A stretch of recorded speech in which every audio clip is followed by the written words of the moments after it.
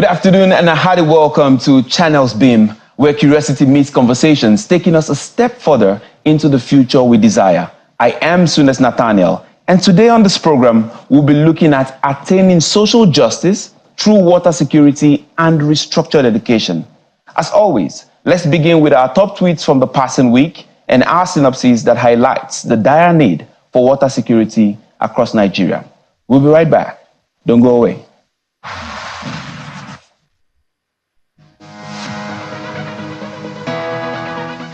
The FCT Minister Nyesom Wike was back in the trends within the passing week following his reaction to the rise in kidnapping within the state capital.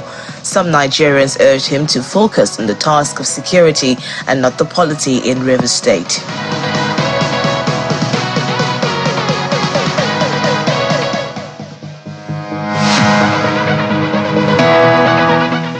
The security situation in the Federal Capital Territory continued to dominate the trends, especially after some kidnapped victims were rescued and some kidnappers were arrested.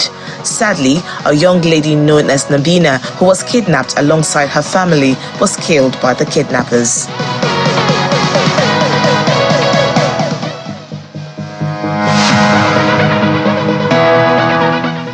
Now, following their draw with Equatorial Guinea, the Super Eagles stepped up to beat host of the tournament, Ivory Coast, a game which saw Victor Osimhen emerge man of the match, with Nigerians arguing for and against this choice.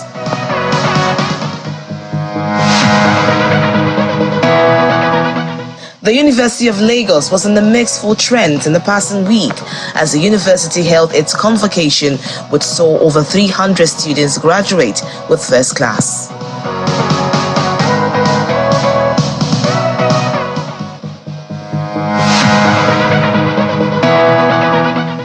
And there was chaos in Ibadan, the Oyo State capital, following an explosion that left at least 2 persons killed and many others injured, shattering glasses and destroying properties.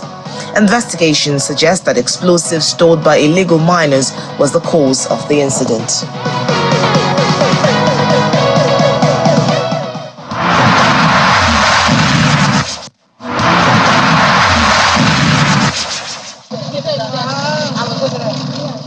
Potable water is a very essential amenity that man cannot survive without. It is needed by every member of the society, regardless of their class, and the provision primarily the responsibility of government. But sadly, for the people of Greenama in Okrika LGA and most communities in Asaritora LGA, as well as other rural communities within River State, potable water availability remains a wish. In Greenama, looking for water is quite a hectic task, as they have to walk for miles to get this precious commodity. Sometimes, many families and individuals go days without access to water. We have a problem of borehole or water. We don't have water. So we need, if the government can assist Greenama community. Greenama is a community that comprises so many people inside. We find it difficult to get water from private boreholes.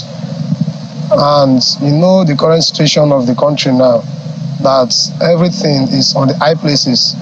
Talking about fuel. Maybe when an individual does not pump water in this area, you find it difficult to get water. If you stand there in the next 15 minutes or 10 minutes, you start seeing children carrying rubbers, and it has been a difficult issue. Arriving Buguma Phase 2 extension, the situation is same, though surrounded by water. Their source is salty and polluted.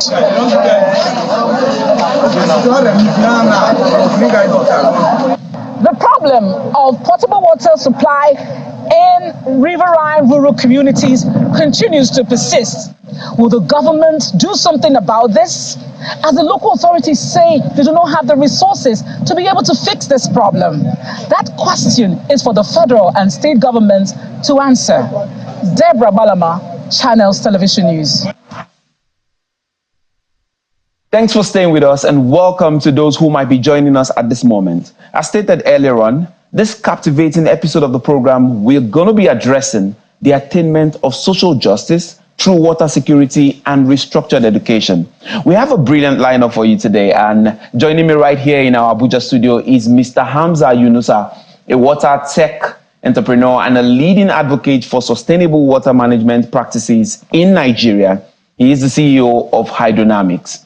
In the same vein, we would also be connecting with us virtually from Lagos, Nigeria, Mr. Osita Oparugo, a lawyer, project development consultant, and a techpreneur who doubles as the founder of Get Bonding, a government-approved educational technology platform. You guys, welcome to the show. Thank you very much. Thanks for having me. Yes, thanks. It's a pleasure to always have somebody like you in person in the studio to speak on issues like this. Mr. Oparugo, can you hear me? Yes, please. I can hear you very well. Thank you for having me. All right. It's a pleasure. It's a pleasure. Let's get straight to the matter. We have very limited time, but we have beautiful questions to ask and answer. All right. I'll start with you, Mr. Yunusa. Let's ask you, what really do we mean, when we say we want to attain social justice through security, and how do we ensure, that equitable access to clean and safe water for all communities in the country is attained, considering our disparities and all our differences? Well, first of all, if you talk about water security, you're talking about three fundamental factors. For example, one of them is too much water, too little water, and poor quality water. So if you talk about too much water, you're talking about a situation where you have floods. So if you want to attain water security, you have to put down infrastructure to ensure that things like this do not happen. Too little water, you have to combat water shortages, especially in the rural areas, places that are hard to reach, and even urban slums, places like that. You have to look into issues like that. And thirdly, poor quality water. You're talking about rural areas where the water is not potable. You have to purify. So essentially, in situations like this, you have to deploy water treatment technologies that are customizable and scalable in these communities. So if you put all of these factors together, easily you can attain water security.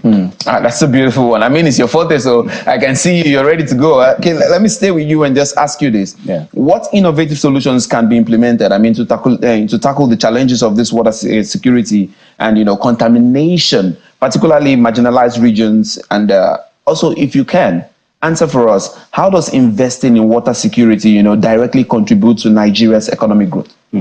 Good question. So I'll start with contamination in the water supply systems. In rural communities that are hard to reach or are remote and do not have, a conventional water treatment and supply systems, you have to deploy technologies that are, first of all, local, that are efficient and scalable. So in 2018, we developed a water purification system called the Filter X360. It removes bacteria, viruses, protozoans, and clears turbidity from any given sample of fresh water. And we piloted it at the Rogers Foundation College in Owerri. Very beautiful, scalable. You can deploy it in rural communities, and it is also movable. So it makes it very, very dynamic. You need solutions like this to combat contamination in the rural areas. And secondly, if you talk about the urban communities, the major problem we're having as regards to water distribution and equity in the water supply system is coming from the politicians. Politicians promise people that you're going to have free water and all of that, and that is not sustainable. They do all of that because they want to win elections. That's understandable, but unfortunately people are becoming disadvantaged. In the long run, the water utilities are not financially viable to maintain their infrastructure and expand to underserved areas. So essentially, you have to have a system whereby the water utilities have a cost-reflective tariff system. They charge for water, they produce water and distribute, and people have to pay for it. And this is the core of our strategy and activities at Hydronamics. We have developed technologies, and that's why we say that we're the leading water technology company in Nigeria. Technologies that help you. You might have to pay me for that advert, but it's okay. Go ahead. But I was going to ask, we're talking about money now. I wanted to ask, before I come to Mr. Oparugo quickly, the people are saying they don't have enough money, but we're still going to charge them. How do we balance that out? So that's the irony. because we are saying people don't have enough money to pay for water, but they are buying bottled water. I'll give you an example. In Abuja, it costs 110 naira to buy 1 cubic meter of water from the municipal water supply system. That's 1,000 liters for 100 naira. One bottled water costs you 200, 500, depending on where you are. So it's actually much more expensive to buy water from alternative sources than to buy it from the water utility. So that's the irony. We have to push for investment in the water infrastructure systems so that people have access to pipe-borne water. At the end of the day, it's cheaper and it is more sustainable. All right, thank you. Let's go now to Mr. Okparago. Let's take it from education. Let's ask you, how do you, implement, improvements in educational infrastructure, such that they are aligned to social justice and, ensure that every child in Nigeria has access to quality education, regardless of their social class? So there are so many things, right? There are so many things that we need to look at. If you have to have an all-inclusive education in a country like Nigeria. Sadly, there are so many of them. We need to look at resource allocation. The allocation need to be, the resource need to be allocated evenly. It doesn't matter where you are. You're not going to say, okay, we give more priority to the schools in the township or in the rural areas. It has to be evenly allocated so that people even in your remote areas will have access to quality education. You need to look at teacher training. The schools in our rural areas do not have the qualified teachers to teach in those communities, and that's a problem. And then again, you also need to look at curriculum inclusivity. Sometimes you ask yourself, oh, they are on WAEC curriculum. Oh, he is a British curriculum. Oh, he is a Canadian curriculum. That now divides education. And this now brings a very strong divide among the rich and the poor. And that, of course, affects those in the rural communities. And you need to also look at the scholarship program. These are all issues that we need to look at if you have to have an all-inclusive education throughout Nigeria. But one thing I will point out at this stage is this. One factor that needs to be looked at and looked at critically is the curriculum inclusivity. The curriculum has to change, considering the fact that post-primary education, for instance, is the last schooling most Nigerians will receive. So the curriculum must change and must teach towards STEM, science, technology, engineering, and mathematics. If you incorporate this into the post-primary education, considering, of course, what I have just said, that is the last schooling most Nigerians will receive. So if they have a STEM-enabled curriculum, then they will join the workforce when they finish the secondary school system and be able to complement whatever other skill sets that exist in the workforce space. Right. So it's not like one over the other. These are comprehensive issues that has to be looked at. That's very well said, Mr. Okparago. Staying with you, please explain to us, this whole inclusivity that we're talking about, how inclusive, and that accessible education, when you're using STEM, how can it reduce these inequalities? Because you just mentioned the divide between the rich and the poor. How really can this be effected? Because sometimes you begin to ask the question, is it true? Is it possible that the divide between the rich and the poor can really be bridged, in looking at our country today? Yes. So one thing you have to now look at this stage, right? One thing you have to look at this stage is the technology. Technology is the only thing that can reduce the divide, So when you now talk about technology, what are we going to be looking at? Then we now look at platforms like the Get Bundi. When you have in Nigeria, maybe you don't know, and I can tell you now, there are no secondary schools in 5,000 communities within trackable distance in Nigeria. 5,000 communities, no secondary schools. Okay, so how can you bridge this divide? then that's where technology comes in. That's where a platform like Get Bundi, what we operate, comes in, because we can send education to the remotest part of Nigeria. And then again, when we talk about curriculum that is STEM embedded, this is what we have also done successfully and piloted it in Lagos State in partnership with Lagos State government at Wesley Girls Secondary School in Yaba. And we have proven to Lagos State government, and then of course to people who have witnessed the pilot, that technology access, internet access will go a long way in bridging the divide in education equity in Nigeria. All right, I'm gonna hold you up for there. Just let's take a pause, and we're going to come back to involving technology in our education system. It's very key that we speak about that. We're going to be taking a quick break now, and when we return, we'll be looking at the intersection of water security, restructured education, and technology, like we just said. We'll be right back. Don't go away. Welcome back. You're watching Channels Beam, coming to you live from our studio in Abuja. Hamza Yunusa and Osita Okmarugo are our guests, and we're still exploring the attainment of social justice through water security and restructured educational system. I would like to come back to you, Mr. Yunusa. You see, we need to talk about water in the light of which we see things happening. I mean, we're just watching the synopsis, how it's a problem there within the South-South, and we know it's not just a South-South problem. So I'm going to ask you, how do issues of water security intersect with dimensions of social justice, such as gender equality, the rights for minority groups, in the context of Nigeria as we know it today, and what measures can be taken to address them, these challenges that we face? All right. So the fundamental thing that needs to be done in the sector is investment. So the World Bank has said Nigeria needs to invest about $3 billion annually in the water sector, from now till 2030 to attain water, security and equity and all of that. So essentially, that's the issue. There is no investment in the sector. That is why people that are poor, people that are vulnerable, do not have access to this very, very important resource.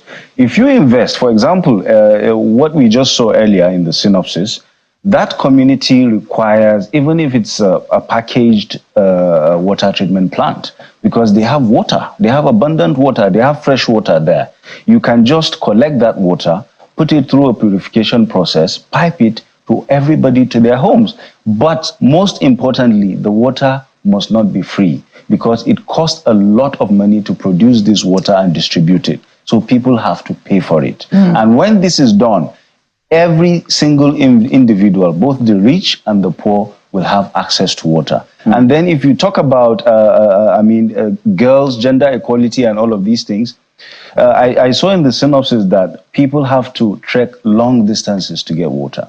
Imagine a 12, 15-year-old girl trekking long distances in a very quiet road that is bushy and all of that. The dangers that are there, we're talking about rape, we're talking about attack by wild animals and a whole lot of things, snakes and all of these things. So if you are able to provide, the infrastructure, this resource will be abundant and it will be available. But most importantly, we have to ensure that we don't waste it.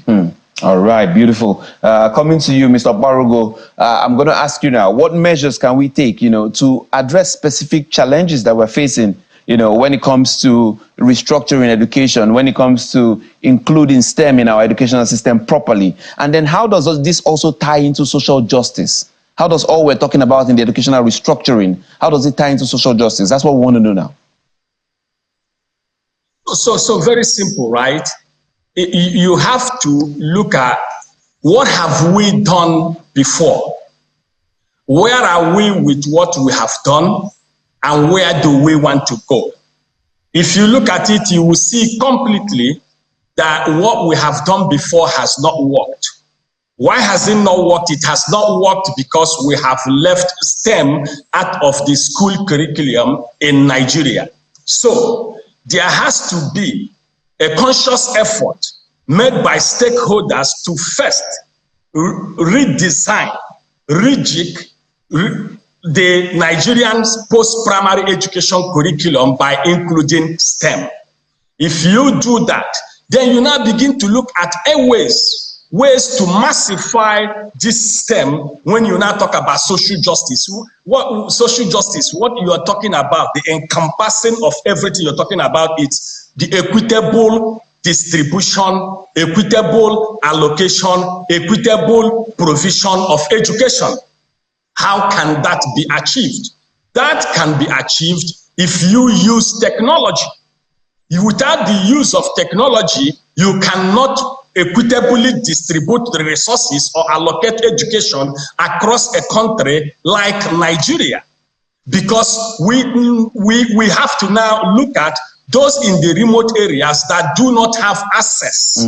They do not have access to education. Why don't they have access to education? Maybe because the distance, maybe because there are no infrastructures, maybe because there are no qualified teachers. All these things come together is what technology can now bridge. So you can use technology to send education. I mean, look at what technology is doing. You sit in Abuja, in your channel's office, I sit in my office in Lagos, and we are talking. So can you sit in my village in Mbierin, Bitoli local government, or you sit in Zamfara, and we sit here and we send you education, quality education. What are the problems with education in Nigeria? All right. Three problems. Okay, go ahead. Quickly there. The issue of cost, access, and quality. If you look at policies that will look at how to bridge the issues of cost, quality, and access and distribute it evenly, education will get to everywhere, every nook and cranny of this country. So we need to first reject the STEM curriculum or reject our post-primary education curriculum to include STEM. We now need to look at how to use technology to bridge the divide in education across the country. All right, gentlemen, that's where we're going to be calling the wrap today. That's a beautiful way to put it. I wish we can have so much more time. Thank you, Mr. Kwarogo, for joining us from Lagos. Thank you very much. Mr. Yunusa, thank you very much for joining us. I'm hoping we can have this conversation again. Absolutely. Definitely. We're going to have more time, some other time, to speak about these things and see where we have grown from here. So after we have discussed, right? Okay, that's our time on Channels Beam for today. Thank you very much for staying tuned. We'll be leaving you with our top 5 most viewed videos of the week. I am Sunes Nathaniel, and until I come your way next week, never forget that sustainable development is the pathway to the future we all desire, and technology is the master key to unlocking the doors of all democratic dividends. Bye for now.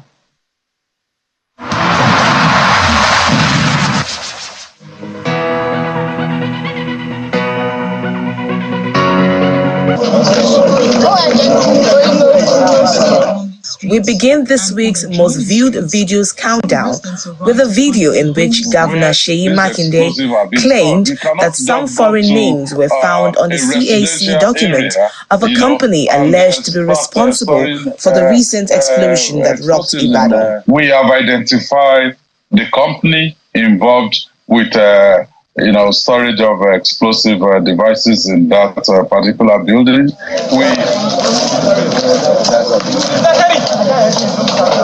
Fourth place on the countdown is a clip in which a drone footage shows size and impact of the explosion in Ibadan.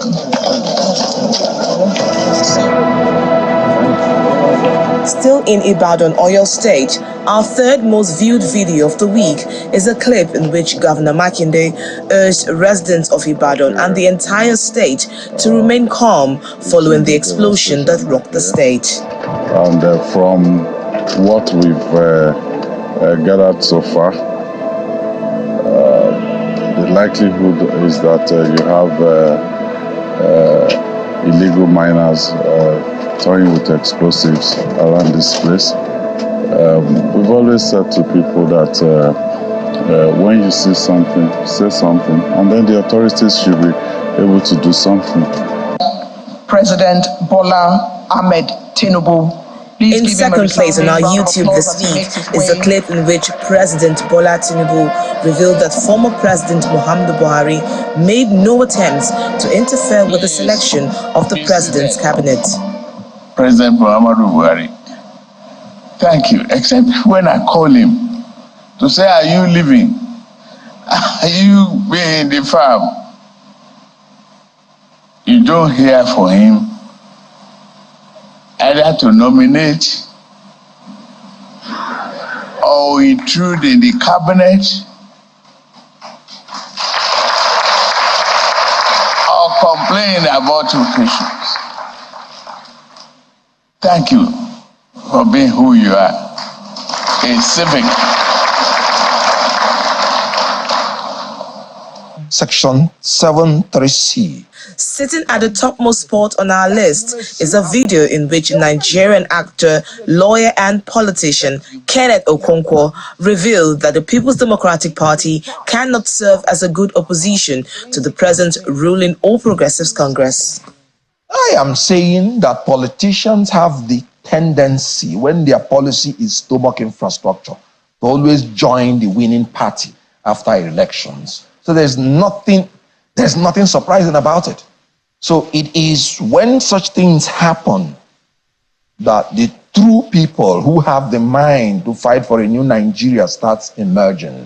Whatever is your intention will be tested.